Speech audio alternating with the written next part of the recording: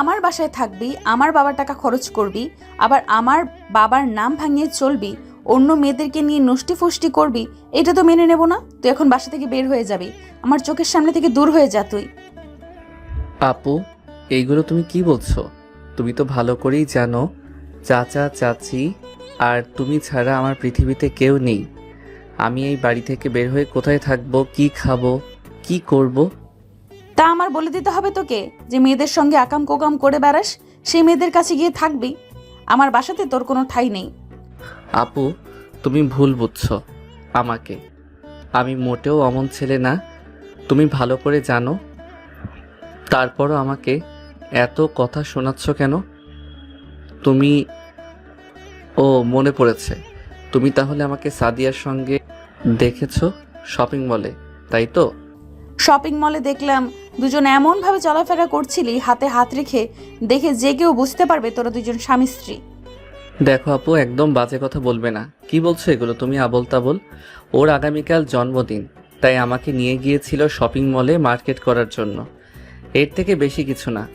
হয়েছে, আমাকে আর তোর উল্টাপাল্টা বুঝাতে হবে না। তোকে যাই বলছি তাই কর, আমার বাসা থেকে বেরিয়ে যা তুই। তোকে আমার চোখের সামনে দেখে রাগ উঠে যাচ্ছে, কখন কি করে ফেলি। এর থেকে তুই চলে যা। আপু প্লিজ, বোঝার চেষ্টা করো। এত রাতে আমি কোথায় যাব? কেন কথা কানে যাচ্ছে না? তোর ওই বান্ধবী না যেন কি হয়, ওর বাসায় যা, ওর সঙ্গে গিয়ে রাত কাটা। স্বাধীন নিজের রাগকে আর কন্ট্রোল করতে না পেরে পপির গালে ঠাস ঠাস করে দুইটা থাপ্পড় লাগিয়ে দেয়। থাপ্পড় খেয়ে পপি তার দুই গাল দুই হাত দিয়ে আঁকড়ে স্বাধীনের দিকে তাকিয়ে আছে ছলো ছলো দৃষ্টিতে। স্বাধীন পপির অমন ভাবে তাকিয়ে থাকা দেখে বলতে লাগে, সরি আপু, তোমাকে মারার জন্য। আর তুমি আসার পর থেকে এইসব কি বলে চলেছ? ও আমার জাস্ট ফ্রেন্ড, এর থেকে বেশি কিছু না। আর তুমি কী সব বলছো? আমার রাগ উঠে গেছে মাথায়। তুমি তো আগে থেকে জানো রাগ উঠে গেলে আমি নিজের মধ্যে থাকি না। প্লিজ ক্ষমা করে দিও। তুই থাপ্পড়টা মেরে মোটেও ভালো করলি না। বাবা আর মা বাসায় আসুক, তারপর তোর বন্দোবস্ত করছি। তুই কি করে এই বাইরে থাকিস আমি দেখে নিব। যেখানে এত বড় হয়ে গেলাম, আজ পর্যন্ত আমার বাবা আমার গালে একটা থাপ্পড় কেন, ফুলের টোকাও লাগায়নি। আর তুই কি না আমাকে থাপ্পড় মারলি, এর প্রতিশোধ আমি নিয়ে ছাড়বো। তুই তৈরি হ ভয়ঙ্কর কিছু দেখার জন্য। কথাটা বলেই পপি তার হাতের উল্টো পিঠে দিয়ে চোখের জল মুছে তার রুমের দিকে যেতে লাগে। স্বাধীন দরজা লাগিয়ে দিয়ে তার রুমের দিকে অগ্রসর হতে লাগে। রুমে গিয়ে দরজা খুলে রুমের মধ্যে ঢুকে দরজা লাগিয়ে দিয়ে সোজা ওয়াশরুমে চলে যায়। তারপর ফ্রেশ হয়ে ওয়াশরুম থেকে বের হয়ে খাটে গা এলিয়ে দিতে ভয়ঙ্কর অতীতে ঝাঁপ দেয় স্বাধীন। কি সেই অতীত আপনাদের অনেক জানার আগ্রহ হচ্ছে জানি। চলেন আপনাদেরকে জানিয়ে নিয়ে আসি স্বাধীনের এক ভয়ঙ্কর অতীত, অর্থাৎ আমাদের গল্পের নায়কের অতীত। এবার আসেন আপনাদেরকে আমাদের গল্পের নায়কের সঙ্গে পরিচয় করিয়ে দেওয়া যাক। আমাদের গল্পের নায়কের নাম স্বাধীন শেখ। এখন যে অবস্থাতে দেখছেন তার অবস্থা ঠিক আগে তেমন ছিল না। অনেক ভালো আর বড়লোক বাবার একমাত্র সন্তান ছিল, কিন্তু সময়ের আকস্মিকতায় সবকিছু ধীরে ধীরে ভেঙে যায়। আর বাকিটা না হয় গল্পের সাথে থাকেন, তাহলে সবার পরিচয় জেনে যাবেন এক এক করে। বাবা, আর কত ঘুমাবি তুই? তোর বাবার শরীরের অবস্থা কেমন একটা ভালো না, দিন দিন অবনতি হয়ে চলছে। তোকে কত করে বললাম তোর বাবার সম্পত্তিগুলো এক এক করে তুই বুঝে নে, সব বিষয়গুলো তুই দেখে শুনে নে। এখন যদি তোর বাবার 19 থেকে 20 হয়ে যায় তাহলে আমাদের কি অবস্থা হবে বুঝতে পারছিস? আমরা তো পথে বসে যাব। তাই তোকে বলছি কি, তুই তোর বাবার সয় সম্পত্তিগুলো বুঝে অফিসে গিয়ে অফিসের দায়িত্বটা নে। দেখো মা, সকাল সকাল কানের কাছে এসে ঘ্যান ঘ্যান করো না। যাও তো এখান থেকে। এখন কিছুই করতে পারবো না আমি। এখন এনজয় করার বয়স। এখনও যদি সব দায়িত্ব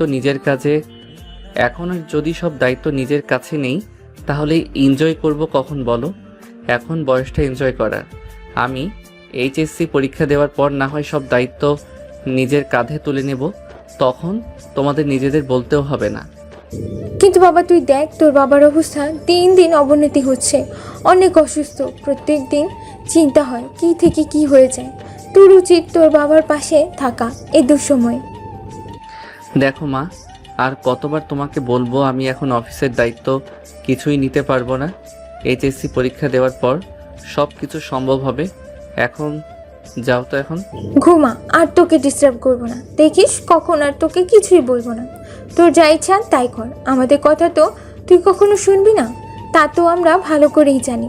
তোর ভালোর জন্য আমরা বলছিলাম, এমন না। তোর আরও 2-3টা ভাই বোন আছে, তাদের বিষয় নিয়ে আমরা ভেবে তোকে এই কথাগুলো বলছি না। কিন্তু না, তোর তো কোনো ভাই বোন নেই। তুই যদি তোর নিজের ভালো না বুঝতে পারিস তাহলে আমরা আর কি বলবো? কি আর বলবো বল? ঘুমা, তুই তোর যত ইচ্ছা তত ঘুমা, তোকে আর কিছুই বলবো না। কথাটা বলে স্বাধীনের মা স্বাধীনকে রাগ দেখিয়ে রুম থেকে চলে যায়। অন্যদিকে স্বাধীন তার মায়ের কথা এক কান দিয়ে শুনে অন্য কান দিয়ে বের করে দিয়ে খাটের অন্য পাশ ফিরে ঘুমিয়ে পড়ে।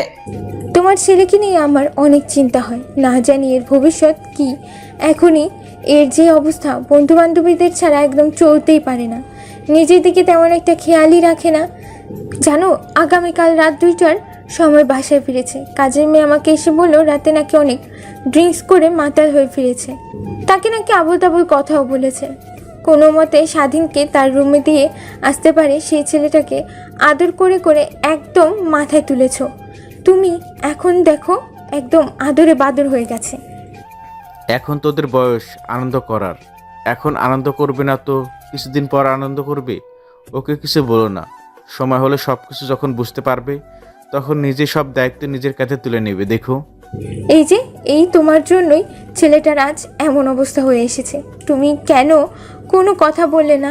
তুমি সবসময় ওর পক্ষ নিয়ে কথা বলো, আদর করে করে বাদর বানিয়ে ফেলেছো। দেখো, এই বাদর একদিন মাথায় উঠে বসবে। স্বাধীনের বাবা আর স্বাধীনের মা নিজেদের মধ্যে কথাগুলো বলছিল। অন্যদিকে স্বাধীন ঘুম ভেঙে যায়। ঘুম থেকে উঠে ফোনটা হাতে নিয়ে দেখে দুপুর 12টা বেজে গেছে। শোয়া থেকে তড়িঘড়ি করে উঠে ওয়াশরুমে চলে যায়। তারপর ফ্রেশ হয়ে বাইরে এসে পোশাক পরিবর্তন করে নিজেকে একটু পরিপাটি করে নিচে চলে আসে খাবার টেবিলে। স্বাধীনের মা আর বাবা দুজনে বসে টিভিতে খবর দেখছিল। ছেলেকে আসতে দেখে স্বাধীনের বাবা বলতে লাগে, বাবা তুমি নাকি অনেক লেট করে বাসায় ফেরো, রাতে পার্টি করে ড্রিঙ্কস করে বাসায় ফেরো। আমি তোমাকে কিছু বলিনি এই কয়েকদিন, কিন্তু দিন দিন তোমার হার বৃদ্ধি পাচ্ছে, যা আমার একদমই ভালো লাগছে না। তাই নিজেকে একটু কন্ট্রোল করো, বুঝলে? আমার বন্ধুর কথা তো তোমার মনে আছে, ছোট থেকে ড্রিঙ্কস করে করে ওর অবস্থা একদম শেষ হয়ে যায়, শেষমেশ ক্যান্সার হয়ে মৃত্যুবরণ করে। আমি চাই না তুমি আমাদের একমাত্র ছেলে হয়ে তোমার সঙ্গে এমন কিছু হোক। বাবা, তোমাকে নিয়ে ভাবতেই হবে না, আমি নিজের আওতার মধ্যে সব সময় থাকি। আর কে বলেছে রাত করে বাসায় ফিরি? আই মিন 11টা-12টার দিকেই তো চলে আসি। এটা রাত নাকি? মা অনেক ক্ষুধা পেয়েছে, কিছু খেতে দাও তো আমাকে। স্বাধীন তার বাবার সঙ্গে কথা বলা শেষ হলে তার মাকে উদ্দেশ্য করে বলে। তারপর স্বাধীনের মা তাদের মাঝ থেকে উঠে খাবার টেবিলে চলে যায়। তারপর স্বাধীনের জন্য একটা বাটিতে কিছু খাবার নিয়ে এসে তাকে দেয়। স্বাধীনের এটা নিত্যদিনের অভ্যাস, ভাত খাবে আর টিভি দেখবে, এইটা তার নতুন না। তারপর স্বাধীন টিভি দেখছে আর খাবার খাচ্ছে। একটু পর খাবার খাওয়া শেষ হলে প্লেটে হাত ধুয়ে সেখান থেকে উঠে বাইরে চলে আসে। গ্যারেজে গিয়ে বাইকের চাবিটা দিয়ে বাইক স্টার্ট করে বেরিয়ে পড়ে। বাইক চালাচ্ছিল আপন মনে। স্বাধীন ঠিক তখনই স্বাধীনের ফোনে একটা ফোন আসে। স্বাধীন বাইকটা সাইডে রেখে প্যান্টের পকেট থেকে ফোনটা বের করে দেখে তার বন্ধু ফোন করেছে। ফোনটা রিসিভ করে কানের কাছে ধরতে ওই পাশ থেকে বলতে লাগে, কিরে স্বাধীন, কই তুই? কাম তো অঘটন ঘটে ফেলাইছি, এখন কি করব কিছু বুঝে উঠতে পারছি না। প্লিজ আমাদেরকে একটু হেল্প কর। কি রে, কি হয়েছে? বিষয়টা না বলে হেল্প চেয়ে প্লিজ বলে একাকার করে ফেলেছিস। কি হয়েছে আগে বিষয়টা বল, তারপর আমি দেখছি। আর কোথায় তোরা? আমি আসছি তোদের কাছে। আমরা সবাই পার্কে বসে আছি, তুইও আয়। দাঁড়া, আমি একটু পরে চলে আসছি। কথাটা বলেই স্বাধীন ফোন কেটে দেয়। তারপর বাইক চালিয়ে যেতে লাগে পার্কের দিকে। একটু পর পার্কে চলে যায়। তারপর বাইকটা একটা সাইডে রেখে পার্কের মধ্যে ঢুকে দেখে স্বাধীনের সব বন্ধু আর ফ্রেন্ড সার্কেল ওরা বসে আছে। সবাই চিন্তিত। স্বাধীন তাদের কাছে গিয়ে বলতে লাগে, কিরে, কি হয়েছে তোদের? এমন আনমনে হয়ে বসে আছিস কেন? সবাইকে দেখে মনে হচ্ছে অনেক চিন্তিত হয়ে আছিস। কোনো কি সমস্যা হয়েছে তোদের? সমস্যা বলতে বিরাট সমস্যা হয়ে গেছে। কি করব কিছুই বুঝতে পারছি না, তাই তোকে ফোন করলাম আসার জন্য। এখন তুই কিছু একটা কর, আমাদের মাথায় কিছুই আসছে না। আরে বিষয়টা তো কিছু খুলে বলবি। সৌরভ ফোন করে আবল তাবল বলল, তুইও বলছিস কি হয়েছে, আগে বিষয়টা বল, তারপরে দেখি কি করা যায়। তাহলে অনেক কিছুদিন আগে আমরা যে একটা ট্যুরে গিয়েছিলাম কক্সবাজার, মনে আছে তোর? স্বাধীন তার বন্ধুর কথায় মাথা দিয়ে হ্যাঁ সাই জানায়। মনে আছে বিচার পারে সবাই ড্রিঙ্কস করে ফুল লোড হয়ে গিয়েছিলাম, কারো কোনো কন্ট্রোল ছিল না। সকালবেলা সবাইকে যে এক একজনের রুমে দেখতে পাই, ছেলে মেয়ে সবাই একসঙ্গে শুয়েছিল, মনে আছে তো? ঠিক সৌরভ আর লামিয়া অন্য একটা রুমে শুয়েছিল, আমরা তা দেখে তো তাদেরকে অনেক পচালাম। হ্যাঁ ঠিক বলেছিস, পুরো দুজন তো এক রুমে শুয়েছিল। ওদের গায়ের পোশাক ঠিক ছিল না, রাতে বুঝি যুদ্ধ হয়েছিল দুজনের মধ্যে। ওদের তো যুদ্ধ সবসময় লেগেই থাকে, আমাদের মধ্যে বসে থাকতে তো ওদের যুদ্ধ লেগে যায়, আড্ডা দিতেও যুদ্ধ লেগে যায়। দুজনকে এত নীরব চুপ দেখাচ্ছে কেন?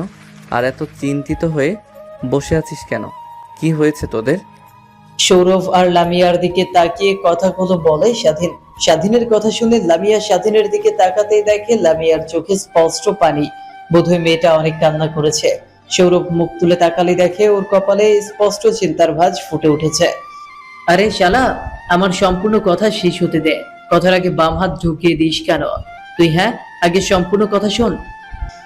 স্বাধীন তার বন্ধুর কথা শুনে চুপ হয়ে যায়, মন দিয়ে তার কথা শুনতে লাগে। লামিয়া প্রেগনেন্ট কিভাবে? লামিয়া নিজেও বলতে পারছে না।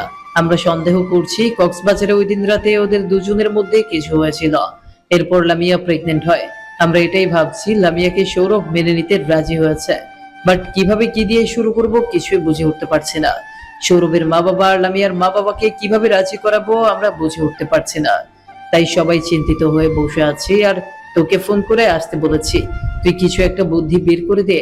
জানি তোর মাথার মধ্যে নিশ্চয়ই কোনো না কোনো বুদ্ধি খেলবে যা আমাদের মধ্যে নেই। স্বাধীন তার বন্ধুর কথা শুনে অবাক হয়ে যায়। লামিয়া আর সৌরভের দিকে বড় বড় দৃষ্টিতে তাকায়, কিন্তু এখন আর তাদের দিকে তাকিয়ে কি হবে? যা হবার তা তো হয়েই গেছে। তারপর স্বাধীন লামিয়াকে উদ্দেশ্য করে বলতে লাগে, দেখ, যা হবার তা হয়ে গেছে। এই বিষয়ে আমাদের মধ্যে না হয় থাক, বাইরে যেন না যায়। আর তুই একটা কাজ কর, তুই বাচ্চাটাকে অ্যাবর্শন করে ফেলে দে। তোর মা বাবা তো জানতে পারে নাই তোর পেটে বেবি, তাহলে তোকে আর কোনো চিন্তাও করতে হবে না। বাচ্চা ফেলে দিলে আর কোনো ভয় থাকবে না। স্বাধীনের কথা শেষ হতেই স্বাধীনের গালে ঠাস ঠাস করে দুইটা থাপ্পড় এসে পড়ে। স্বাধীন ভালোভাবে তাকিয়ে দেখে লামিয়া তাকে থাপ্পড় মেরেছে। লামিয়ার থাপ্পড় খেয়ে ভ্যাবাচাকা খেয়ে যায় স্বাধীন। ভ্রু কুঁচকে লামিয়ার দিকে তাকায়, কান্নার ব্যাগ কমিয়ে দিয়ে লামিয়া বলতে লাগে, এত বড় পাপ আমি করতে পারবো না, আর তুই কি করে আমাকে এই কথাটা বলতে পারলি? আমি ভেবেই অবাক হচ্ছি যে তুই আমার বন্ধু হয়ে এত বড় পাপের কথা আমাকে বলছিস। প্রয়োজন হলে ওর বাবার পরিচয় লাগবে না, আমি ওর বাবা, আমি ওর মা, এটাই সবাই জানবে। তারপর আমি ওকে ফেলতে পারবো না। যদি সৌরভ আমাকে মেনে নিতে না পারে তাতে আবার বিন্দু মাত্র দুঃখ থাকবে না। কিন্তু তুই যে কথাটা বললি, অনেক কষ্ট পেয়েছিলাম। তোর দ্বারা এমনটা আমি কখনোই আশা করিনি। তুই জানিস না বাচ্চা অ্যাবর্শন করা কতটা পাপ। আমরা না হয় ভুল করে এমনটা করে ফেলেছি, কিন্তু পৃথিবীতে আসার আগেই বাচ্চাটা কি ভুল বলতো? কেন? ও তো কোনো ভুল করেনি, তাহলে পৃথিবীর আলো না দেখে ওকে মরে যেতে হবে কেন? লামিয়ার কথা শেষ হতেই স্বাধীন বিষয়টা নিয়ে ভাবতে লাগে। হ্যাঁ, লামিয়া তো ঠিকই বলেছে, কোনো খারাপ কথা বলেনি। ওর মাথা দিয়ে এমন খারাপ চিন্তা কিভাবে আসতে পারলো? স্বাধীন নিজেকে নিজেই ধিক্কার দিচ্ছে, অনুশোচনার সাগরে ঢেউ খেলতেছে। তারপর সেখানে কিছুক্ষণ শুনশান নীরবতা বিরাজ করলো। একটু পর সবাইকে চুপ থাকতে দেখে স্বাধীন পুনরায় সবাইকে বলতে লাগে, আমার ভুল হয়েছে, আমি না বসে এমন কথাটা বলে ফেলেছি। লামিয়া, তুই আমাকে ক্ষমা করে দে। আর সৌরভ, তুই কি লামিয়াকে বিয়ে করতে রাজি আছিস? দেখ, আমার কোনো অমত নেই লামিয়াকে বিয়ে করতে। আমি ওই দিন নিজে ফিল করেছিলাম কিছু একটা, কিন্তু তোদের কাউকে কিছু বলিনি। ঘুম থেকে ওঠার পর নিজেকে অনেক ক্লান্ত আর শরীরটা অবুঝ ফিল হয়। আমি কিছুটা ইঙ্গিত করতে পারছিলাম। তা বাদ দে সে কথা। এখন তোরা যদি বলিস লামিয়াকে বিয়ে করতে, আমি এক পায়ের ওপর বিয়ে করতে পারবো। বউ পেয়ে যাবো, সঙ্গে বেবি, 2 in 1।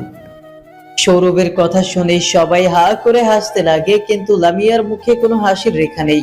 মেয়েটা চিন্তা করতে করতে একদম নাজেহাল অবস্থা, কি করবে এখন? লামিয়াকে চিন্তিত দেখে সবাই হাসি থামিয়ে দেয়। স্বাধীন পুনরায় বলতে লাগে, কি রে, তোর মুখে এখনো হাসি নেই যে? তোকে আর সৌরভকে তো বিয়ে দিয়ে দিব, এখন তো অন্তত হাস। এমন গোমরা মুখো হয়ে থাকলে আমাদের ঝগড়া বান্ধবীকে একদমই ভালো লাগে না রে। তুই ঝগড়া না করলে আমাদের আড্ডাটা পুরোটাই পায় না। স্বাধীনের কথা শুনে লামিয়া নিজেকে আর সামলাতে না পেরে ফিক করে হেসে দেয়। তারপর বসা থেকে উঠে স্বাধীনের কাছে এসে এলো পাথারি মারতে লাগে। সেইভাবে আনন্দের আড্ডার মধ্য দিয়ে অনেকটা সময় পেরিয়ে যায়। একটু পর বন্ধু পুনরায় বলতে লাগে, অনেক তো হলো আড্ডা, এখন অন্তত কিছু একটা চিন্তা কর। ওদের দুজনের কি করা যায় সেটা না হয় ভাব। নিমিষেই সবার হাসি জল চেহারাটা কালো আধারে ছেয়ে যায়। কি করবে সবাই ভাবতে লাগে। একটু পর স্বাধীন কিছু একটা চিন্তা করে সবাইকে উদ্দেশ্য করে বলতে লাগে, দেখ, আমাদের সব রাস্তাই বন্ধ, শুধুমাত্র একটা রাস্তা খোলা আছে, সেটা হচ্ছে অভিনয়, যা করে আমরা ওদের বিয়ে দিতে পারবো। কি বলছে সেগুলো? অভিনয় মানে কিসের অভিনয়? কিছুই তো বুঝতে পারছি না, সব মাথার উপর দিয়ে যাচ্ছে। আরে পাগল, সব কথা তো আগে শেষ হতে দিবি। আমাদের সব পথ বন্ধ, একটা পথ খোলা আছে। আমরা গিয়ে প্রথমে স্বাধীনের মা আর বাবার কাছে গিয়ে কান্না করব। বলবো সৌরভ লামিয়া গিয়ে বিয়ে করতে চাই, যদি না বাঁচে তাহলেও মারা যাবে। আমাদেরকে বলেছে। আমরা চাই না আমার বন্ধু মারা যাক। আমাদের বন্ধু মারা গেলে আমরা অনেক কষ্ট পারবো। আপনারা প্লিজ ওদের দুজনকে মেনে নিয়ে বিয়ে দিয়ে দেন। জানি আমাদের কথা কখনোই সৌরভের মা আর বাবা ফেলতে পারবে না। তারপর না হয় লামিয়ার বাবার কাছে গিয়ে একই অভিনয় করব, আঙ্কেলও আমাদের কথা ফেলতে পারবে না। এভাবে না হয় ওদের দুজনের বিয়ে দিয়ে দেব। কি বলিস তোরা? আরে ভাই, সত্যি তো বলেছি, আমাদের মাথায় তো এই বুদ্ধিটা আসেনি। তাই তো তোকে আমরা ফোন করতে আসতে বলেছিলাম। আমাদের বুদ্ধির ভান্ডার। তাহলে চল এখানে আর বসে না থেকে আমাদের প্ল্যান শুরু করে দিই। আর আজকে কিছু একটা করে ফেলতে হবে। ইভেন বিয়ের ডেটটা যদি অনেক দূরে দিয়ে দেয় তাহলে লামিয়ার মা আর বাবা বুঝে যাবে। এর আগে কিছু একটা করে ফেলতে হবে আমাদের, যেন তারা কিছুই বুঝতে না পারে। যদি বুঝে যায় তাহলে লামিয়ার মান সম্মান একদম মাটিতে মিশে যাবে। কি বলিস তোরা? স্বাধীনের বন্ধুর কথা সবাই সায় জানায়। তারপর পার্ক থেকে বের হয়ে যে যার বাইক নিয়ে রওনা দেয় সৌরভের বাসার উদ্দেশ্যে। সৌরভের বাসার সামনে গিয়ে দরজায় কলিং বেল দিতেই সৌরভের মা এসে দরজা খুলে দেয়। সবাইকে একত্রে দেখতে পেয়ে সৌরভের মা বলতে লাগে, বাবা, আজকে স্পেশাল কিছু আছে নাকি? তোদের সবাই একত্রে, তাও আবার আমার বাড়ি, কি হয়েছে? আন্টি আঙ্কেল কোথায়? আঙ্কেলের আপনার সঙ্গে কিছু কথা বলার ছিল। তোমার আঙ্কেল তো ড্রয়িং রুমে বসে টিভি দেখছে। আসো, ভেতরে আসো সবাই। সৌরভের মা কথাটা বলেই দরজার সামনে থেকে সরে দাঁড়ায়। তারপর এক এক করে সব বন্ধুরা বাসার ভেতরে ঢুকে পড়ে। ড্রয়িং রুমে গিয়ে দেখে সৌরভের বাবা বসে থেকে টিভি দেখছে। একটু পর সৌরভের মাও চলে আসে। তারপর স্বাধীন আর তার বন্ধুরা কান্না মিশ্রিত কণ্ঠে সৌরভের মা আর বাবাকে উদ্দেশ্য করে বলতে লাগে তাদের সাজানো নাটক। আঙ্কেল আর আন্টি, আপনাদেরকে কি করে যে বলবো, আপনার ছেলে আমাদের বন্ধু লামিয়াকে পছন্দ করে। অনেক দিন ধরে বলতে পারছে না। আজকে আমি একে বললে লামিয়া নারাজ করে দেয়, সে মরে যাবে বলে আমাদেরকে। সৌরভ যদি মরে যায় তাহলে আমাদের বন্ধু কমে যাবে। আমরা তাদেরকে নিয়ে আড্ডা দেব। প্লিজ সৌরভ আঙ্কেল, লামিয়ার সঙ্গে বিয়ে দিয়ে দেন আপনারা, তাহলে আমরা অনেক খুশি হব। Please uncle, please. কি বলছো এগুলা?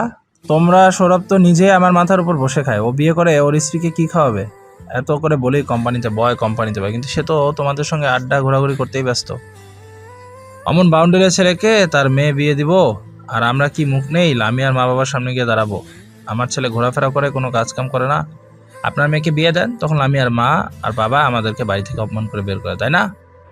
আঙ্কেল, আপনাকে তা নিয়ে ভাবতে হবে না। আপনি বিয়েতে রাজি আছেন, এই তো, তাহলেই হয়ে গেল। আর কিছু ভাবতে হবে না। আর লামিয়ার মা আর বাবাকে রাজি করার দায়িত্ব আমাদের। আর চিন্তা করেন না, সৌরভ বিয়ে করলেও একদম ভালো হয়ে যাবে। আপনার কোম্পানিতে যোগ দেবে, আপনার সঙ্গে কাজ করবে। তখন দেখবেন আমাদের তেমন একটা সময় দেবে না। বিয়ের পর সবাই বদলে যায়, দেখবেন সৌরভ বদলে যাবে। আপনি এতটুকু শিওর থাকেন। তোমরা সবাই যেতে এসেছো আর বলছো ওকে বিয়ে দিয়ে দিতে, তাহলে আমার অমত নাই। কিন্তু লামিয়ার মা আর বাবাকে তোমরা কি করে রাজি করাবে তা জানি না। লামিয়ার মা বাবাকে রাজি করে তারপর আমার কাছে এসো। ওকে আঙ্কেল, আপনারা রেডি হন, আমরা যাব আর আসবো। আমাদেরকে এতটুকুই সময় দেন, দেখবেন এর মধ্যে লামিয়ার মা বাবার কাছে গিয়ে আমরা ওদের বিয়ের সম্পর্কে সবকিছু বলে মানিয়ে নিয়েছি। কথাটা বলে পুনরায় সবাই সৌরভের বাড়ি থেকে বের হয়ে যায়। অন্যদিকে সৌরভের মা আর বাবা ওদের বন্ধুদেরকে ভালো করে চেনে। ওরা যা একবার মনস্থির করে তা করেই ছাড়ে। তারপর সৌরভের মা আর বাবা তাদের রুমে গিয়ে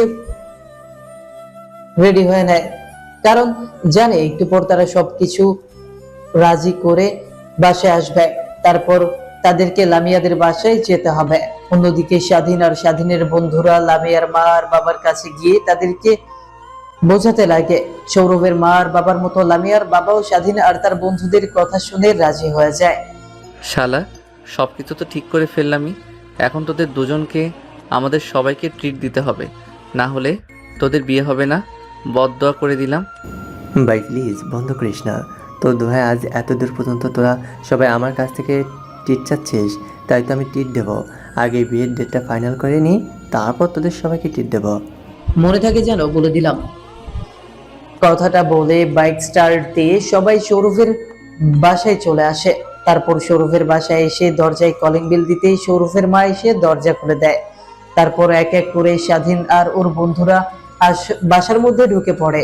বাসায় গিয়ে দেখে সৌরভের মা আর বাবা আগে থেকেই রেডি হয়ে আছে। তারপর সৌরভের মা আর বাবা সৌরভকে নিয়ে সোজা চলে যায় লামিয়াদের বাসায়, সঙ্গে স্বাধীনরাও। লামিয়ার বাবা মার সঙ্গে কথা বলে সৌরভের মা আর বাবা ওদের বিয়ের ডেটটা ফাইনাল করে দেয়। তারা কথোপকথনে বলছিল। স্বাধীনরা সেখানে আর না থেকে সবাই চলে আসে একটা রেস্টুরেন্টে। তারপর সবাই পেট ভরে খেতে লাগে।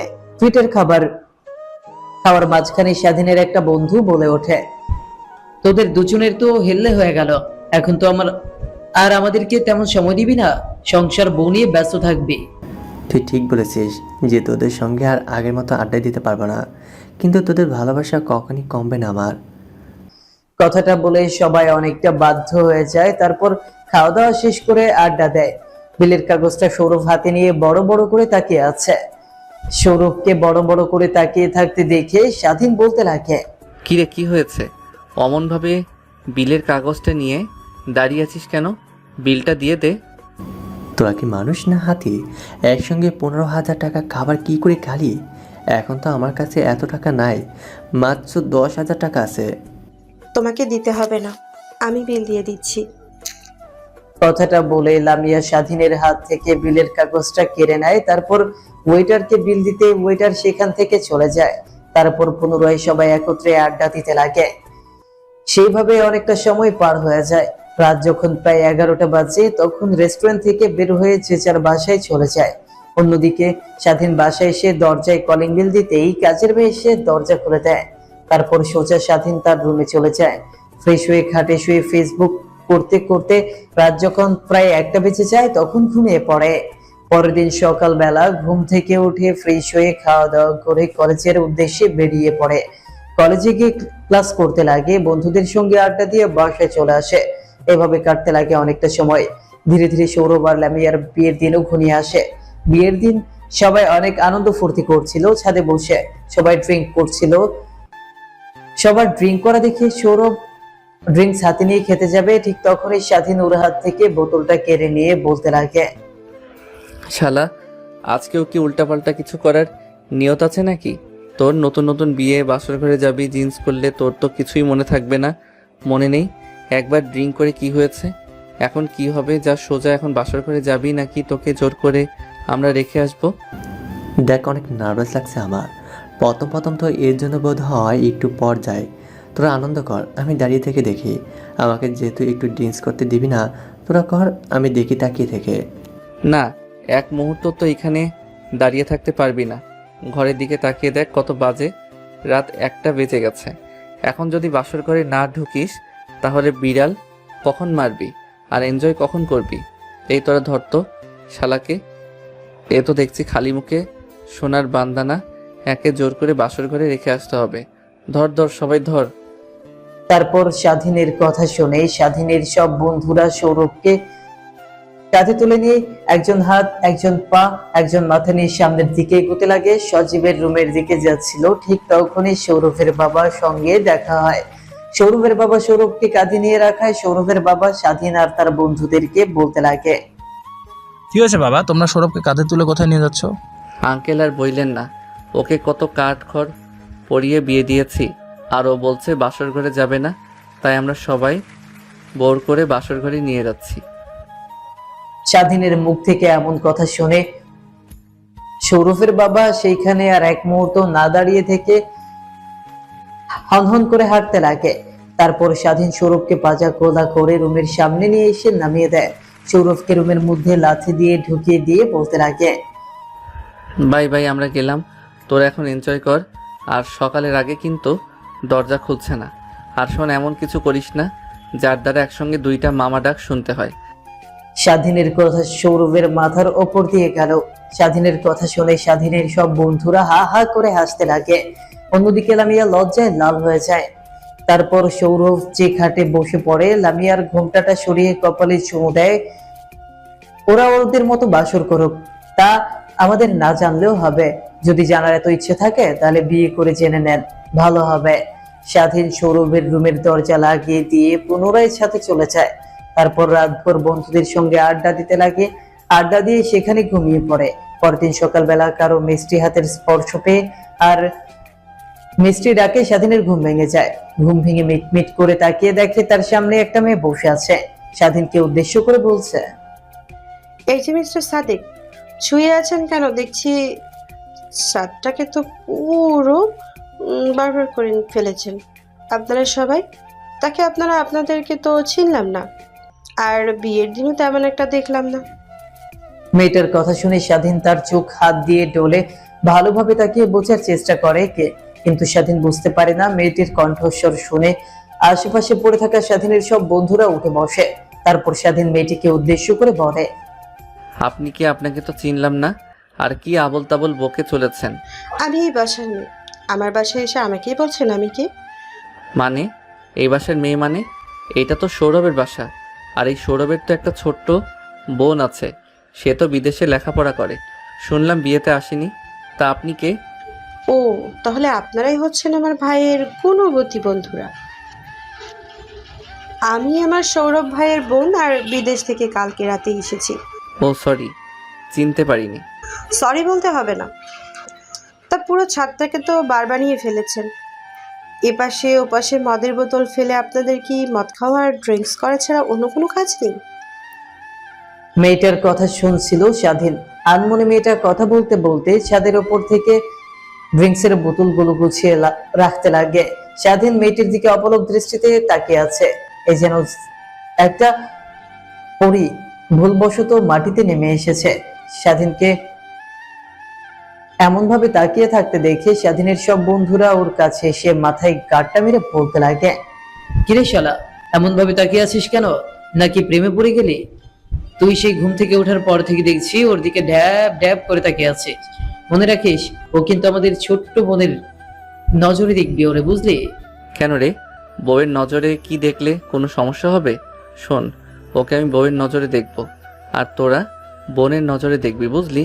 প্রথম দেখায় ভালোবাসা যাকে বলে, আজ পর্যন্ত এত সুন্দর মেয়ে আমি আমার লাইফে কখনো দেখিনি। কথাগুলো স্বাধীন তার বন্ধুদেরকে উদ্দেশ্য করে বলছিল।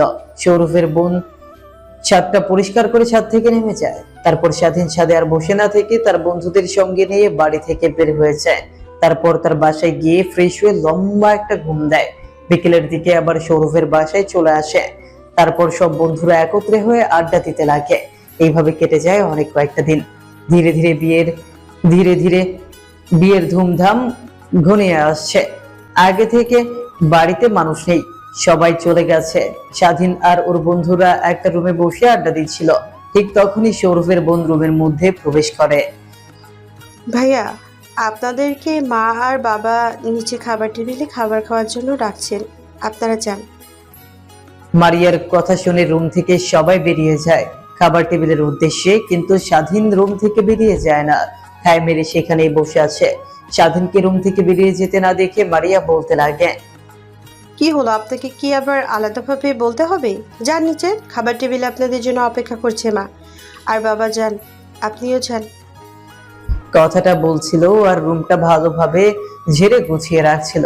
ঠিক তখনই স্বাধীন মারিয়ার হাত চেপে ধরে স্বাধীন তার পেছনের পকেট থেকে একটা গোলাপ ফুল বের করে হাঁটু গেড়ে মারিয়ার সামনে বসে বলতে লাগে, জানি না মেয়েদেরকে কিভাবে প্রপোজ করলে ওরা পটে যায়, কিন্তু আমি আপনাকে অনেক ভালোবাসি। জানি না কতটা ভালোবাসি, কখনো বলে বোঝাতে পারবো না। আর আপনাকে ছাড়া আমি কিছুই বুঝতে পারছি না। আমি তোমাকে সেই প্রথম দেখাতে, অর্থাৎ ছাদের উপর আমি যখন শুয়েছিলাম আর চোখ মেলি যখন তোমাকে দেখতে পাই, আমি তোমাকে নিয়ে এক কল্পনার জগতে ঢুকতে, তোমাকে ছাড়া এক মুহূর্ত আমি আর এখন কিছু ভাবতে পারি না। অনেক অনেক ভালোবেসে ফেলেছি আমি তোমাকে। তোমাকে ছাড়া আমি বাঁচতে পারবো না। I love you, very very love you.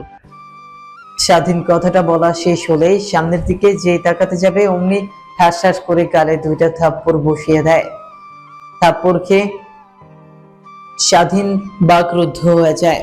বসা থেকে উঠে দাঁড়িয়ে দেখে মারিয়া রাগান্বিত হয়ে স্বাধীনকে উদ্দেশ্য করে বলতে লাগলো, আপনার সাহস কি করে হয় আমাকে প্রপোজ করার? আপনার মতো টক্সিক বয়কে আমি কখনো ভালোবাসতে পারি না। আপনার মতো এমন খারাপ ছেলে যে সবসময় ড্রিঙ্কস, মদ, নেশা এগুলো করে, তাহাকে আমি কি করে ভালোবাসবো? আর আপনাকে দেখেই তো একটা বখাটে ছেলে মনে হয়। আমি বখাটে কি কেন ভালোবেসে যাব? মা বাবার শিক্ষা না দিলে ছেলে এমন হয়ে যায়? যার মা বাবার শিক্ষা নাই সে আর কি মানুষ হতে পারে? আমার মনে হয় কি আপনার মা আর বাবা এমন, তার জন্য আপনিও এমন হয়েছেন। সারাক্ষণ নেশায় নিয়ে পড়ে থাকেন, খারাপ একটা ছেলে। আমাকে প্রপোজ করে আপনার সাহস হয় কি করে? স্বাধীন মারিয়ার বলা কথাগুলো মন দিয়ে শুনছিল। লাস্টের বলা কথাগুলো শুনে স্বাধীনের অনেক রাগ উঠে যায়। রাগের মাথায় নিজেকে আর কন্ট্রোল করতে না পেরে মারিয়ার গলা চেপে ধরে দেয়ালের সঙ্গে, কি বললি তুই? আমার মা আর বাবাকে নিয়ে কি বললি? তুই আমার মা বাবার মতো ভালো মানুষ এই পৃথিবীতে আর দুই একটাও খুঁজে পাবি না। তোর সাহস কি করে হয় আমার মা বাবাকে নিয়ে অপমান করা, বাজে কথা বলার? সে শুধু চিৎকার করছে। ঠিক তখনই সেখানে প্রবেশ করে সৌরভের মা আর বাবা, আর সৌরভ আর স্বাধীনের সব বন্ধুরা।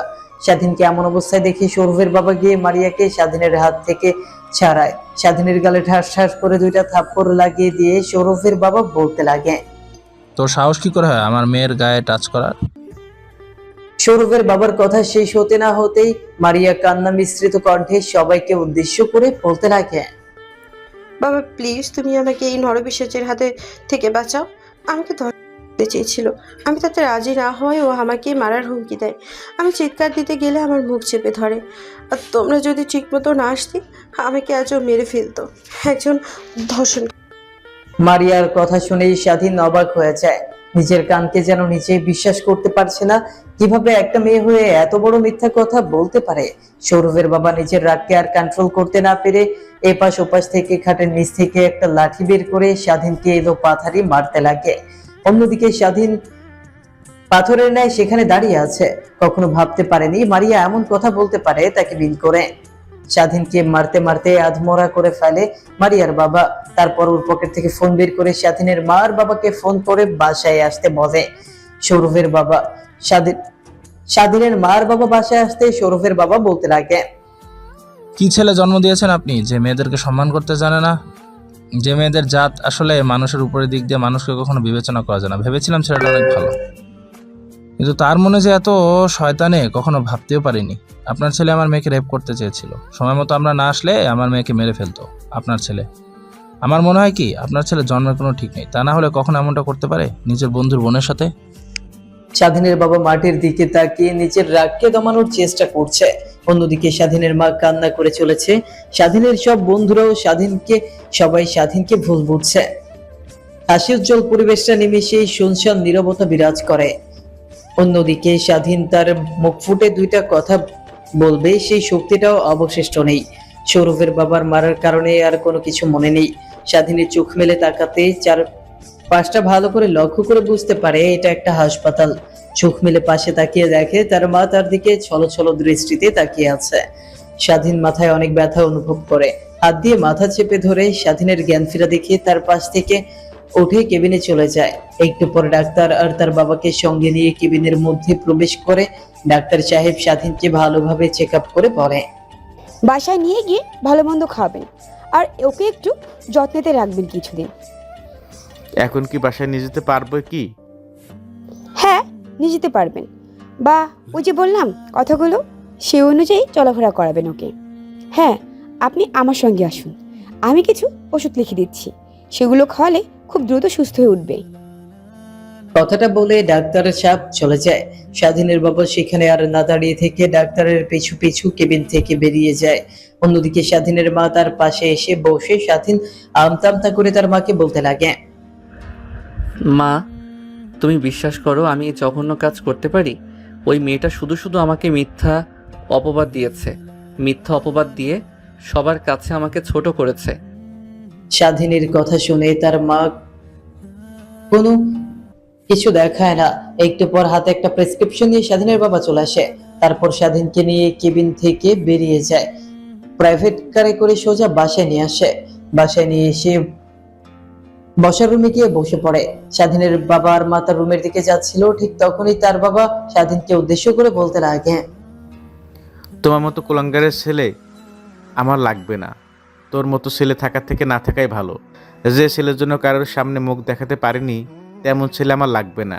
যে ছেলে চরিত্রহীন বন্ধুর তেমন ছেলে আমার লাগবে না। তুই আজকে আমার বাড়ি থেকে বের হয়ে যাবি। কি করবি কি খাবি তুই জানিস, আমরা কিছু জানি না। তোকে যেন আমি আমার চোখের সামনে না দেখি। স্বাধীন তার বাবার কথা শুনে আকাশ থেকে পড়ে। কখনো ভাবতেও পারেনি তার বাবা তাকে এত বড় কথা বলবে। কোথায় যাবে, কি করবে সে? এই শহরে বন্ধুদের কাছে যাবে, তাদের কাছেও মুখ রইল না। আর তার একটা মেয়েকে প্রপোজ করার পরিণতি যে এত বড় ভাবে দিতে হবে তা কখনো ভাবতে পারেনি স্বাধীন। সেখানে ঠাই মেরে দাঁড়িয়েছিল, তখনই স্বাধীনের বাবা পুনরায় বলতে লাগে, মুক্তি, তোমার ছেলেকে বাসা থেকে বের হয়ে যেতে বলো।